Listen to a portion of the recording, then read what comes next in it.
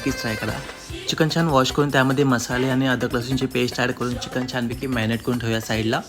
त्यानंतर एका पॅनमध्ये तेल ॲड करून घ्या। तेल गरम झालं की त्यानंतर आपण जे मॅरिनेट करून ठेवलेलं चिकन आहे ते आपल्याला याच्यामध्ये फ्राय करून घ्यायचं आहे, शॅलो फ्राय करून घ्यायचं आहे। तर चिकन छानपैकी आपण शिजवून घेऊयात।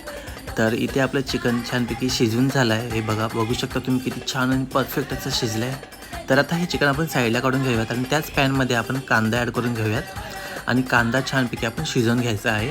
कांदा शिजून झाला की त्याच्यामध्ये टोमॅटो, मिरची, कढीपत्ता हे ॲड करून आपण सर्व छानपैकी परत एकदा शिजवून घेऊया। एकदम सिंपल आणि इझी रेसिपी आहे।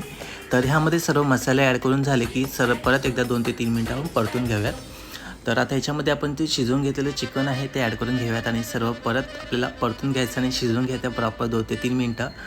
तर हे आपलं झटपट असं चिकन तयार आहे। त्यावरती कोथिंबीर ॲड करून आपण हे चिकन खायला घेऊयात। तर नक्कीच सांगा ही रेसिपी कशी झाली आहे ती।